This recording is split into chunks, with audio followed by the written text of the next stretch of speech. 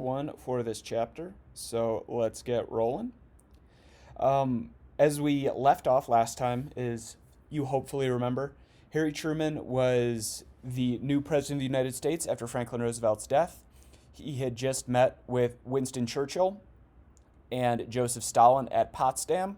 In the middle of that meeting in the suburb of Berlin, Winston Churchill was voted out of office as prime minister and replaced by a good friend of his, I guess you could say, Clement Attlee, is the prime minister. So, what happens in 1945 as the Potsdam Conference is sort of getting ready to wrap up?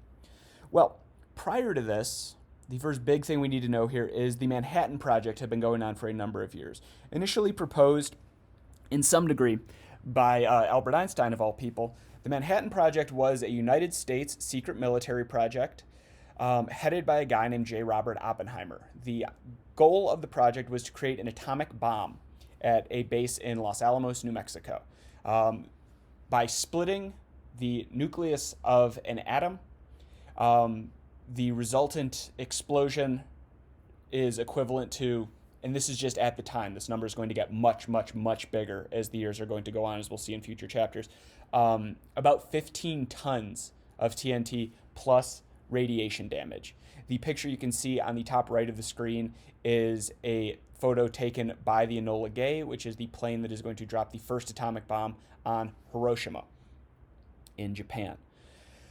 So, tons and tons of scientists whose names are not relevant for our purposes here work on this. A number of them are going to go on to win Nobel Peace Prizes and be some of the greatest scientists America has ever produced, or that we, in more cases, imported from Europe throughout the 1920s, 30s, and then after the war, the 1940s as well. We will import some former Nazi scientists to help us on this as well. After the war is over, as we continue to develop the atomic bomb. J. Robert Oppenheimer is the lead on this project. He is a brilliant guy. He is not the one that makes the bomb by himself, by any means. He is much more of a sort of scientific manager, if you will, as opposed to just the brain behind the project. Most of Oppenheimer's success is being able to work with a number of different scientists and bring their information together into a coherent whole, and to know who's best at each thing and sort of push that together. And that's sort of been Oppenheimer's claim to fame, and one of the reasons he's put in charge of this Manhattan Project at the beginning under Franklin Roosevelt is because Oppenheimer has always been able to synthesize information and to help explain it and make that information workable to more people. He's sort of the scientist whisperer who's a brilliant physicist in his own right. As it will come out later on, some of his family members, his brother mainly, have communist sympathies. Oppenheimer also had some communist sympathies, but by no means was he a spy, despite what we will hear about later on this year. He initially is very excited for the bomb to work, is just sort of a proof of concept, but as that proof of concept gets closer and closer to being an actual workable bomb, he starts to get skittish about it. He, at one point, attempts to dissuade President Truman from using it in the months leading up to the bomb. He basically says, hey, we should just show that our tests work, and that should scare Japan into surrendering, and that'll be enough. And Harry Truman basically says, stop being such a giant baby. We have it. We're going to use it. The quote we have up at the top of the screen here is what Oppenheimer claims to have thought when the first atomic test works. It is a part of a quote from the Bhagavad Gita, which is a Hindu religious text that Oppenheimer had been interested in for years. The whole quote is, I am become death, destroyer of worlds. The entire time that the Manhattan Project is going, there are Soviet spies in there that are reporting to Stalin on what's going on. So he's aware that the atomic bomb is being developed. The Germans had tried and failed to create an atomic bomb. Part of that failure is thanks to a British special operation that takes place a couple years earlier that destroys heavy water plants, which are needed to create the correct form of radioactive material. That happened up in Norway, I believe. And the Soviets are going to get started, once the war ends, on their own nuclear weapons program. Now, The war is not ended at this point yet. We have taken Okinawa, which is the last Japanese battle, or Pacific theater battle, rather, that we talked about, which is the southernmost of the Japanese island chain, but it is not considered the home islands. So, the home islands are the main islands of Japan, mainly being Kyushu and Honshu. There are other ones, but those are the two big ones for our purposes here. The U.S. military, under Douglas MacArthur, and the Navy, under Admiral Chester Nimitz, are going to come up with Operation Olympic and Operation Downfall. These are the plans for the Japanese home island invasion that is supposed to get started in late August, early September of 1945, with Truman pressing, as FDR had pressed earlier, for the Russians to get involved and invade from the north of the Japanese islands, basically out of Siberia. But, as we're going to see, Truman would really prefer the Russians not get anywhere near that, because that would expand the kind of sphere of communist influence. The countries that the communists would control, or at least have a footprint in, would grow larger the more Russia was allowed to expand. And as America had been the primary army fighting in the Pacific, they really don't want the Russians to get involved here. So, keeping that in mind, and also the fact that the estimate is hundreds of thousands, some estimates say up to 1 million U.S. casualties could result from Operations Olympic and Downfall because of the absolute viciousness of the resistance that the American troops were seeing in Japan, as opposed to in Germany, where German soldiers were, once they were defeated, surrendering to the Americans. So that lack of surrender and that lack of civility, you can't see it, but I'm making finger quotes here, civility in the Western war, in the European theater, that isn't there in the Pacific theater, is going to kind of show America that, hey, if we invade the home islands of Japan, where they have nowhere to retreat to after this, it is going to be an absolute bloodbath on our side and on theirs. We've been bombing them, like you saw on that map in the last video, for a long time. We've destroyed giant chunks of most of their cities. We saw in Saipan and Okinawa civilian suicides and suicide bombers. We saw at Iwo Jima how they had dug themselves into the mountains and had created tunnels and refused to surrender. Remember, only like 200 people out of thousands of troops on Iwo Jima end up surrendering to the Americans. So that is at the forefront of Truman's mind, of MacArthur's mind, of Nimitz's mind. Basically, everybody who has a say in this, of George Marshall's mind especially, the guy who's running all this from Washington and having to deal with, okay, if we're going to invade, we're going to have to move all of our troops from Europe over to the Pacific and then get going there. So all of these guys have this at the front of their mind. So while he's at Potsdam, Harry Truman is going to hear about the Trinity test. The Trinity test is what results in our quote above. This is the first effective test of the atomic bomb. Harry Truman gives the go-ahead. He says, look, we've got two bombs, Little Boy and Fat Man. They're two different types of bombs. We don't need to get into it here. And go ahead and use them both. Use them one at a time, and if Japan won't surrender, we're going to drop the second one, and then we will continue to manufacture more bombs in the U.S. as this goes along, and we can continue to drop these on Japan until they surrender. So, Japan is basically told, hey, you need to surrender or we are going to start to annihilate you from the air. And as we've seen already with the sheer numbers on this map right here, tons and tons of Japan had been laid waste already by Allied bombing. So if this is just a foretaste, what sort of havoc can the U.S. wreak afterwards with this new type of bomb? So Japan responds with a letter involving the word mokusatsu. It's this character right here. And it can mean two things. It either means we are respectfully looking this over and we're going to take our time and make the right decision here, or it could basically mean we're blowing you off and we're not going to listen. This is a problem that actually arises multiple times throughout the war. We didn't really get into it, but the Japanese language has a ton of nuance to it. Each word can mean multiple things, as opposed to kind of the US where we just have, or English, I guess, where we just have tons and tons and tons of words, so we can get at exactly what we mean with the right word. So this subtlety in the response means that the Japanese emperor and his military staff are probably leaning towards the, hey, we need to think about this so we can find a way for us to save some sort of our honor, which is so important to the Japanese, and still surrender at the same time. But as America reads this, we read it as the second option, which is basically Japan telling us to, hey, we're not going to surrender. Come at us, bro, and flipping us the bird. Clearly, America is not happy about this. So on August 6th, 1945, we are going to drop the first atomic bomb on Hiroshima. That is the explosion you see up top. The Japanese are not going to surrender after this. To a degree, they're in shock and trying to deal with the massive just destruction and carnage that was caused by the atomic bomb, as you can see in that little picture there, and as you guys have seen or will see in your other activity for this week with the arguing to Truman whether or not you should drop the bomb. They're still sort of in shock here. So 3 days later, on August 9th, a second bomb, Fat Man, is dropped on Nagasaki. The reason these cities were chosen was A, you couldn't drop a bomb on Tokyo because if you kill the emperor or the military command in Japan, who's there to surrender?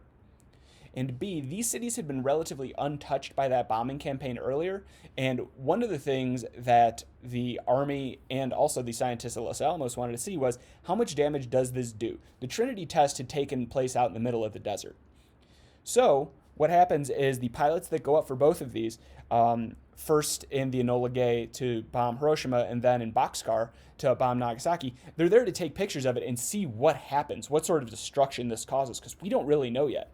So Harry Truman had initially said when he makes the announcement, yes, these are military cities. They were factory cities. There's no getting around that, but massive civilian populations inside as well. The second time it works. Japan says, boy, what if they have more than two of these? And they decide not to call the U.S.'s bluff that we just used our only two functional bombs.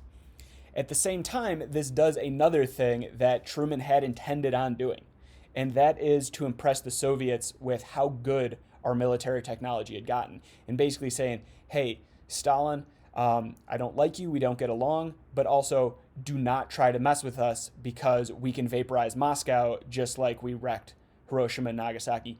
Don't come at us. Let's remain civil after this war, and you should respect our power. Stalin feels threatened by this. There's no getting around it. He was aware that something had been going on in Los Alamos, like we talked about as spies, but not to the degree of destruction that is caused by the bombings of Hiroshima and Nagasaki. So the Japanese say, okay. You got to give us a couple minutes here to figure out how we're going to surrender, who's going to go there, what the word's going to be. The emperor makes a speech, and on August 15th, 1945, we have what is called VJ Day, which stands for Victory in Japan Day. So 3 months and change after the war in Europe ends, the war in Japan officially ends. Japanese dignitaries come aboard the USS Missouri. This was not a mistake. It was a new ship, but also Harry Truman was from Missouri, and he thought it was cool to have the Japanese surrender on a ship that was named after his home state. To General Douglas MacArthur. Douglas MacArthur is basically going to become the military dictator of Japan. They are going to, at gunpoint, be forced to create a new constitution, which will be based very closely on the U.S. Constitution. And Douglas MacArthur will essentially rehabilitate Japan into one of the major successes of the entire post-war world. We'll talk about Japan later on, because they'll have a big impact on the world economy later on. But August 15th, 1945, World War II officially ends thanks to the dropping of 2 atomic bombs in an attempt to stop any more American deaths happening via Operation Olympic or downfall. The link I have down there, feel free to check it out on the slides that you guys have access to. That is a map that will let you basically interpose how much destruction would be caused in any place in the world if you dropped a certain type of atomic bomb on it. It's incredibly interesting, and you can see that while we start out with Fat Man and Little Boy, how much bigger these bombs are going to get later on. And this will become a major factor going into the Cold War, which we're going to talk about in a second here, is the threat of absolute annihilation that comes with the creation of the atomic bomb in the Manhattan Project. All right, this is the last of it right here. America gets back from the war and becomes what we call a superpower, one of two. So, first of all, let's get back from the war. American troops, in large part, are going to quickly return from Europe and the Pacific theater. Some are going to stay in Europe to help rebuild and also to keep an eye on the Russians. And pretty quickly, with the exception of an occupying force, they're going to leave the Pacific except for Japan. So, two big things are going to happen for the GIs when they get back. First of all, they're going to have the GI Bill waiting for them. The GI Bill is signed into law in 1945 by Franklin Roosevelt, but it comes into big effect in 1945, 1946 as the GIs start to come home, as you can see in that picture on the top right there. The GI Bill allows for basically two things. It's going to either provide low-interest loans or pay for the college education of military veterans. So military veterans can, A, start a small business, which is going to be a big thing. Thousands of them are going to take up the government on this. So this is not only stores, this is also you can buy land for farming, and you pay it back at a very low interest rate. So basically this is the government saying, hey, we want to give you a stake in getting back into the American economy now that you've served your country. Here's how we're going to do it. The other option is go to college. Before, college had been pretty unaffordable for a large number of Americans, but thanks to the government paying for it, a lot of guys are going to come back, and as you see below, there's unemployment, say, hey, this is a good shot for me to go and get an education, and then I can apply that to our sort of burgeoning economy when I get out. So there's going to be a huge spike in American servicemen enrolling in college and getting a college education. This is the first generation and the generation after it that's going to see just college enrollment numbers absolutely skyrocket. The other thing that's going to happen is the government is also going to allow for the VA loan. The VA is the Veterans Administration.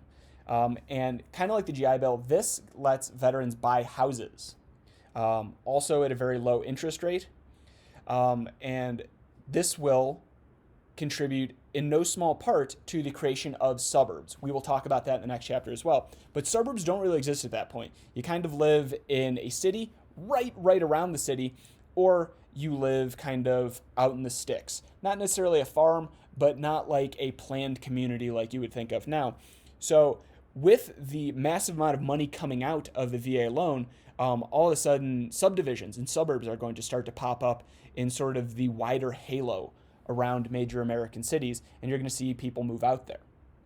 So both of those are going to have a massive effect. The government is spending more money here to pay back their GIs, and in turn, these GIs are going to help keep the economy rolling forward after the war. We're out of the Great Depression now thanks to the war, but now how do we keep it going? And the answer is we start small businesses, we send our GIs to college where they can become more skilled, and we also build a bunch of houses and create communities around them, which in turn need educated workers and small businesses.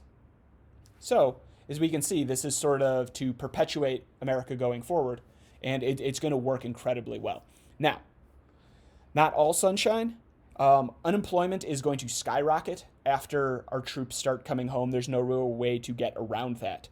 The Army and Marines, as I said, are largely going to be demobilized. They're going to come home. And in a couple years, 1946, 1947, the U.S. Army is going to shrink almost back down to its pre-World War II numbers because America's like, yo, we've got the atomic bomb and nobody wants to fight again, even you, Russia. So we can just let these people go. This will turn out to be a massive miscalculation when we get to the Korean War in the next chapter. But most of the military is going to be demobilized. Women are going to return home from that workforce they made such a contribution to during the war. They're going to leave factories. But kind of like we saw after the Civil War, kind of like we saw after World War II, this is building momentum here. Again, women have seen that, yes, we can make an impact on the economy, and we like that independence. We would like to continue to do this. So, as we will see next with the baby boom in the next chapter, all of a sudden more and more jobs are going to start to pop up. And if women are not housewives, there's a much greater likelihood that they are going to continue to join the workforce as opposed to just stay home and be a homemaker. Veterans come home, have a hard time adjusting to civilian life. Some of it is because they are disabled during the war. They may have had hands blown off, lost limbs, um, you know, massive damage to their face like we saw after World War II. Plastic surgery is getting better. It's still not great. Post-traumatic stress disorder is going to become a big thing after this. And so a large number of them are going to have a hard time reacclimating to civilian life. If you're interested and still looking for a movie, there's a fantastic movie out there called The Best Years of Our Lives that deals with this explicitly. It's a masterpiece. I highly recommend it. Now, bigger picture, we're going to go outside the U.S. now, is the Iron Curtain, which is this black line you see on your map, is going to fall across Europe. Winston Churchill is going to give a speech at a college commencement that Harry Truman is at, and he basically says that America is the most powerful nation on earth. We are a superpower at this point. Nobody can mess with us except maybe the Russians. And this Iron Curtain has fallen across Eastern Europe. It's that big black line you see there. And Eastern Europe is now under control of the Russians, thanks to concessions that Franklin Roosevelt made during earlier conferences, especially Tehran and Yalta. Eastern Europe is under Russian control, and there's no getting past it. You can't move past that Iron Curtain. Europe is essentially split between East and West at this point. The West, as you can see below, is kind of under the United States protectorate.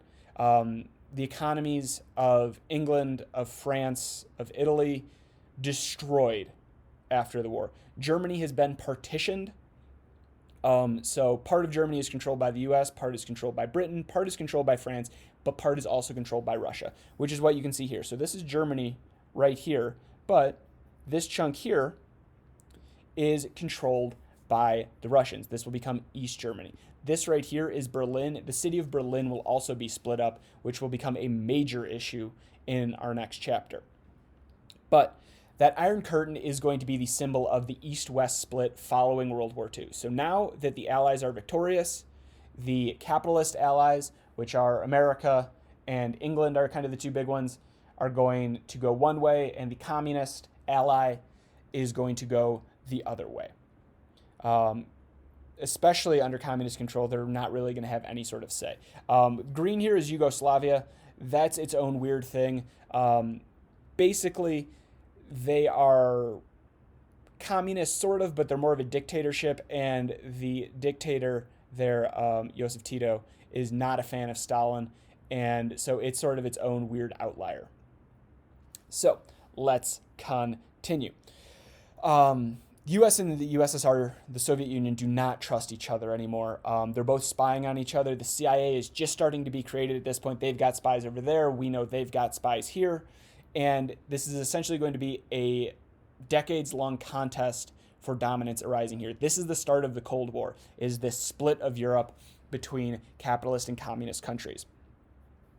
At the same time this is happening, this is something you need to keep in mind. On the other side of the world right now, the Chinese Civil War is going to wrap up in 1946, kind of to 1948. And the side that the U.S. had backed in the Chinese Civil War, the nationalists, under a guy named Chiang Kai-shek, are going to lose to the communists under Mao Zedong. So China has now fallen to the communists as well. And this is something that is going to be in the back of Harry Truman and every president following him's mind for a long, long, long time, is Asia lost to the communists? And what can America do to help its own cause and allow the people of the world to have a free choice in their elections as opposed to dictatorial communist rule like we see in Stalinist Russia and like we will see to a different but equally horrible degree in China. In 1945 also, the United Nations will be created. Its first base is in San Francisco. It'll move to New York a couple years later. This is basically League of Nations 2.0. So it is a forum for all the nations of the world to solve their issues peacefully, and if that can't be done, for all the members of the United Nations to enforce the peace and defend other countries in the UN.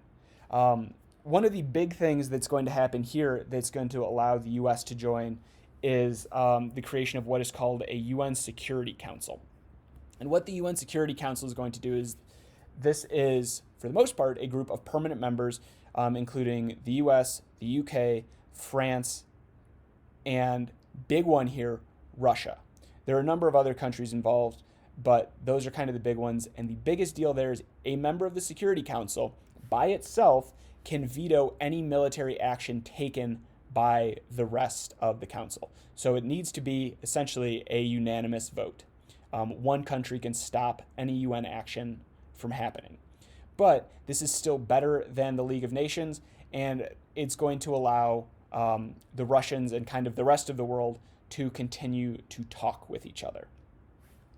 We will talk more about the League of Nations, more about the UN when we get to the Korean War in the next chapter. But right now, America seems to think, along with the rest of the world, that the creation of the UN is going to stop what the League of Nations could not stop. Lastly, but still very, very important and very influential up to today, is the creation of NATO. NATO stands for North Atlantic Treaty Organization. It is a military alliance. It is essentially the blue countries that you see on this map here that are going to all have each other's back. So this is basically the best way to think about it, really up until the 1990s, is this is an anti-communist military alliance. We are going to share troops, we are going to share training, we are going to share technology to a degree, which is going to mean eventually that the French and the UK are going to get nukes. We're not going to sell them to them, but we will give them the technology. By the way, if you've noticed Iceland up here, Iceland does not really become a country until like after this gets started. Iceland is part of Denmark, and then eventually it'll join NATO on its own. Iceland's a big deal because it's midway in the Atlantic, and it lets us refuel our planes as we fly over to Europe. So, yay for Iceland. So, as we wrap this up, America and Russia are the two superpowers. They communicate through the UN, but they're each creating their own military power as well. America through NATO and the use of the atomic bomb, and the Russians are going to create, the Soviets are going to create what is called the Warsaw Pact, which is basically a communist military alliance, and the Russians are going to work as fast as they can towards getting their own nuclear weapons. So, as we leave off on this chapter,